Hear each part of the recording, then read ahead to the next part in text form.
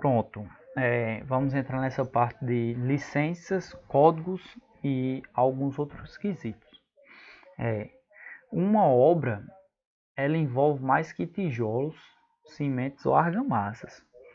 Certo que essa é a parte física que frequentemente a gente vê. Essa é uma parte muito bonita, muito estética que nos enchem os olhos. Porém, existem documentos, entidades, impostos, leis. Muitas vezes o público leigo jamais suspeita que isso existe. Porém, vocês como futuros corretores têm que ter o entendimento de que sempre vai existir normas, leis e códigos para essa questão habitual de obras e lotes e terrenos. Então, em algumas dessas etapas de projeto, existe a adição de ajudiação compulsória. É utilizado para que se cumpra a transferência de propriedades de um bem imóvel quando o antigo proprietário não pode ou não quer fazê-lo. Nessa ação, o novo dono deve comprovar que comprou e pagou por ele. Para isto, pode-se usar o compromisso de compra e venda, recibos promissórios e testemunhas. Nessa questão de ação adjunta de ação compulsória, se faz necessário o acompanhamento de um advogado registrado na OAB, porque ela é uma ação judicial. No caso, você comprou o terreno, mas a pessoa está dizendo que você não comprou e não quer passar, não quer transferir para o seu nome. Então, o que ocorre? Você terá que entrar com uma ação na justiça e terá que ter elementos comprobatórios de que realmente você é o dono daquele terreno. Alguns deles são esses: o próprio recibo de compra e venda, caso tenha feito, que é muito importante, o contrato registrado em cartório, reconhecido firma, tudo bem bonitinho, com os dados do vendedor, com os dados do comprador, os dados do terreno. É muito importante na hora desse contrato de compra e venda você ter um conselho, um auxílio de um advogado para ele mostrar a você qual a melhor forma de elaborar, porque existem muitas pessoas que fazem uso da maldade para impor algumas subjeções no contrato de compra e venda que pode prejudicar você. Então é muito importante você fazer esses contratos de compra e venda com um advogado de sua confiança, para que futuramente você não possa ter alguns probleminhas com dores de cabeça nessa parte extrajudicial, que a lei é para todos, porém a lei é muito rígida, e se você está à margem da lei, se você tem algum problema a lei naquele documento, a lei não vai poder lhe sustentar. Alvará. Essa licença expedida pela prefeitura autoriza a construção ou a reforma de um imóvel. O poder municipal fica obrigado a liberar a permissão sempre de um pedido por feito, desde que respeite todas as regras e apresente todos os documentos requeridos. Então, pessoal, nessa questão de alvará, é o que eu tinha falado anteriormente. O ideal é o arquiteto elaborar todo o projeto conforme as regras da cidade, conforme as regras estabelecidas pelo município, para que quando o projeto chegar para ocorrer a liberação do alvará, não tem alguns probleminhas, às vezes tem, às vezes não tem, vai depender muito da experiência do arquiteto. Então, o ideal é esse, porque Se faz apenas com o pedreiro, quando chega nessa parte do alvará, o pedreiro não vai nem entender, na maioria das vezes. E aí você vai ter um problema grande, porque sem liberação de alvará não pode ocorrer a construção.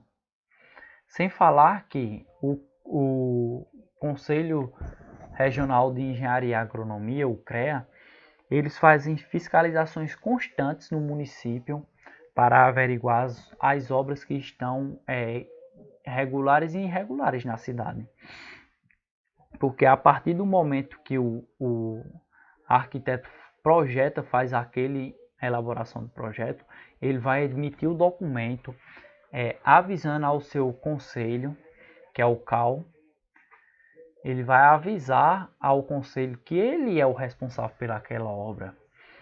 Então, não é só a fiscalização do município. Existe a fiscalização do município e existe a fiscalização do conselho. Quando os fiscais chegarem na obra, vão pedir o alvará de construção. Aí você vai ter o alvará de construção. Vai pedir a anotação de responsabilidade técnica, que é a famosa RT, do responsável técnico pelaquela obra. Se você tem um arquiteto, ele vai dar lá o registro de responsabilidade técnica. Se tem um engenheiro, da mesma forma. Então, você já vai diminuir gasto, porque, salvo engano, uma multa residencial no CREA é entre R$ 1.000 e R$ 3.000. Então, se você já está investindo naquele arquiteto ou engenheiro, já é para evitar esse tipo de problema. E também evitar que existam esses imprevistos, como chegar, mandar 5, 6, 7, 8 vezes um projeto para a prefeitura liberar e o alvará não ser liberado, porque o projeto não está de acordo com as normas. Então isso é de responsabilidade única e exclusivamente do arquiteto. Cartório de notas. O registro de todas as declarações ou documentos que precisam tornar-se públicos, por exigência ou não da lei, é feito nesse cartório. Contratos de compra e venda, por exemplo, só virão escrituras quando lavrados à lei, assim como deixam de ser instrumentos particulares para confirmar de modo formal a venda de um imóvel. Então, um dos primeiros passos para elaborar o contrato de compra e venda é no cartório de notas, onde você vai com o vendedor ou comprador fazer o registro desse contrato de compra e venda. Certidão negativa. Qualquer documento que comprova a isenção de ônus ou as dívidas de todos os tipos com a Justiça, os órgãos públicos, a Prefeitura e até o comércio e os credores, leva esse nome. Tais papéis podem ser emitidos em nome de pessoas físicas ou jurídicas e em favor de um imóvel. O termo negativo das certidões mostra que não houve nenhum registro de ocorrência nos órgãos consultados. Então, quando se perde uma certidão negativa à polícia, é para mostrar que você não teve nenhum problema com a justiça. Do mesmo jeito que você vai na Secretaria de Obras e perde uma certidão negativa, é para mostrar que você não teve nenhum empecilho ali com o setor de obras do município. Então, a certidão negativa é para demonstrar a negatividade de fatos ocorridos, certo? Habita-se. Esse é um dos grandes problemas de residências. A maioria das casas não tem habita-se nas cidades, porque são feitas pelos pedreiros, não são feitas por engenheiros ou arquitetos, então não ficam de forma em que o município aprove a habitualidade daquele local. Expedido pela prefeitura, é a licença que libera o imóvel construído ou reformado para a moradia ou para a permanência e circulação das pessoas, como cinemas, teatros e escritórios. Então o habita-se não é apenas para residência, é para shoppings, supermercados, qualquer tipo de situação em que há circulação de pessoas. Essa autorização só é concedida após a entrega de todos os documentos referentes à obra, como alvará e memorial descritivo, além dos comprovantes de pagamentos do INSS e IS. Se houver qualquer divergência, um fiscal vai até a construção. Ele pode multar o construtor e impedir que a pessoa entre no edifício até que as correções sejam feitas. No caso, foi apresentado um projeto lá na prefeitura, mas na hora o construtor fez de todo jeito. Quando o fiscal for lá, ele vai identificar esse erro e ele pode multar a obra ou pode intervir para que a obra seja parada e feita a correção. Então, se você não está na legalidade da sua obra, na parte de execução de projeto, então você pode ter um grande problema com a liberação do habite-se. E o habite-se é um ponto também muito fundamental na hora de você vender um imóvel. O habite-se é a comprovação que a prefeitura deu o ok para que aquela residência seja habitada. Então, se a prefeitura está lá fiscalizando e deu o ok, é porque a residência é segura. Isso vai mostrar mais confiança para o cliente. Imposto de Transições de Bens, o ITBI, é cobrado sempre que há transferência de propriedade de um bem imóvel feita de forma pública, ou seja, quando se lavra a escritura. A alíquota a ser paga varia entre 2% e 6% do preço do imóvel declarado no cartório de notas. Então, sempre que um terreno é vendido e passado para outra pessoa, é cobrada a taxa do ITBI. Toda vez que for feita essa transferência, será cobrada essa taxa, certo? Juizado Especial Cível.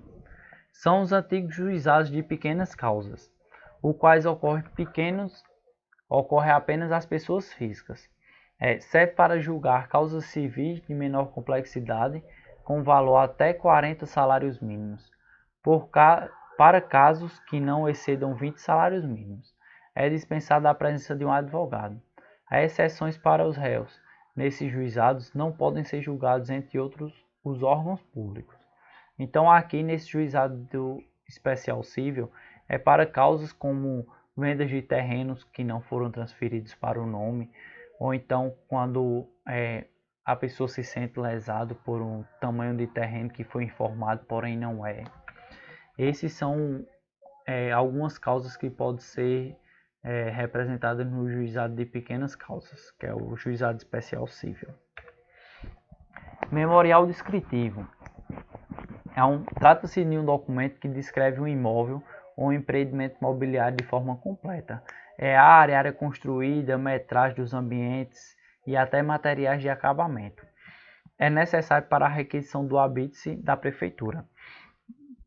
Então, se você faz a solicitação do seu habite-se com um memorial descritivo dizendo que tem 3 quartos e quando chega lá tem 4 quartos, então vai estar em confronto à lei.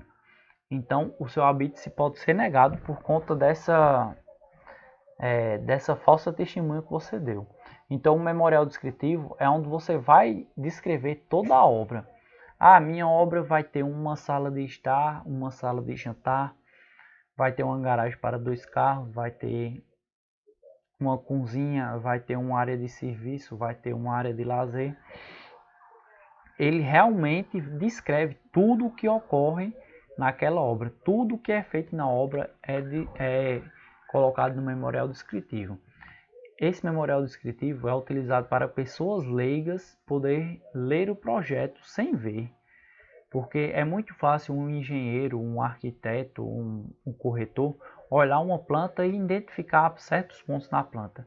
Mas para pessoas leigas fica muito complicado. Então o memorial descritivo foi desenvolvido para dar essa proporcionalidade de interpretação dos projetos. Código de Obras da Cidade. São leis municipais que determinam a forma de ocupação do solo, mais especificamente estabelecendo detalhes técnicos para a construção, como a quantidade mínima de janelas e o dimensionamento das escadas. e de saídas de emergência. Se essas regras forem desrespeitadas, a obra não será aprovada pela Prefeitura. Nas capitais e grandes cidades, o código de obra é vendido em livrarias. Em outros municípios, ele pode ser obtido na Prefeitura. Na maioria das regiões, pode ser baixado o código de obras por sites, geralmente disponibilizados em PDF. Então, você ter o acompanhamento do código de obra é você saber quais as residências estão de acordo com as regras do município. Distância entre a calçada e a parede inicial, áreas molhadas, áreas verdes, áreas ocupacionais, tudo isso vai ser descrito no código de obras. E é um quesito muito interessante para você verificar, antes da venda do seu imóvel, você fazer algumas verificações, se está tudo ok no código de obra, para poder estar na determinada determinação da lei, certo? Código de Urbanismo. Esse conjunto de leis decretos municipais responsáveis por ordenar e direcionar o crescimento de uma cidade. Por essa legislação, o mapa oficial de um município é dividido em zonas. Por sua vez, são repartidas em uso. Uma zona pode ser uso único, quando é somente residencial, ou misto, quando é comerciais e casa. Essas leis também estabelecem padrões urbanísticos que variam conforme a zona, como recuos legais. Existem algumas situações que nas regiões centrais que existe comércio, o recuo da calçada tem que ser mais extenso, porque o trânsito de pessoas é maior. Então, quando você começa a analisar esse código de urbanismo, você vai ver se aquele determinado espaço é cabível para um projeto, porque às vezes um recuo tem que ser de 5 metros e o terreno ali só vai dar 15 metros, por exemplo. Vai ficar inviável para o tipo de projeto que você quer colocar naquela localidade. E o plano diretor é o conjunto das diretrizes legais que ordenam o crescimento e preservam a harmonia visual de uma cidade. Ele define linhas claras e rigorosas para projetos arquitetônicos e urbanísticos. O plano diretor é o que vai determinar onde é a zona de comércio, onde é a zona industrial, onde é a zona residencial, onde é a zona que exige um espaçamento maior. Então, o plano diretor da cidade é feito de acordo com suas particularidades. Cada cidade vai ter uma particularidade diferente e vai ser determinado um plano diretor de acordo com ele. Então, o plano diretor numa cidade como Campina Grande é totalmente diferente do plano diretor de João Pessoa.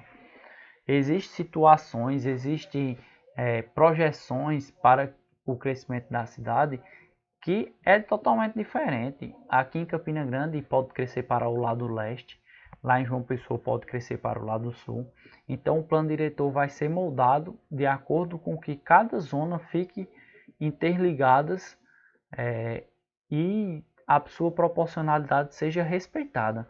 Porque não adianta colocar várias regiões residenciais e depois colocar uma região de comércio e logo em seguida uma região hospitalar. Então o plano diretor faz essa junção e essa determinação para a melhoria das locomoções ali, das colocações, certo? O acompanhamento, acompanhando o desenvolvimento do município, esse plano sofre modificações ao longo do tempo, que devem ser aprovados pela Câmara Municipal e pelo prefeito. Às vezes essas mudanças provocam conflitos e interesses, como a abertura de uma nova avenida onde existam casas. Assim, sempre que uma pessoa ou um grupo de cidades se sentir lesados, pode entrar na justiça com aspectos do plano diretor. Então toda cidade está crescendo, e quando ocorre algum problema, aquela região que está se sentindo prejudicada pode tentar entrar na justiça, tentar fazer uma averiguação, porque o plano diretor não está sendo funcionado daquela sua região. Existem alguns casos de interesse próprio que o pessoal foca mais em uma área e começa a concentrar certas coisas naquela área, como industrial, como hospitalar, como escolar, que vai dar uma ênfase a mais àquela região. Então o plano diretor tem esse foco, mas também existem alguns problemas nele. Então, pessoal, a gente vai acabando essa parte de projetos por aqui. E nas próximas aulas vamos focar bastante na parte de construção civil, certo, pessoal? Então, até lá!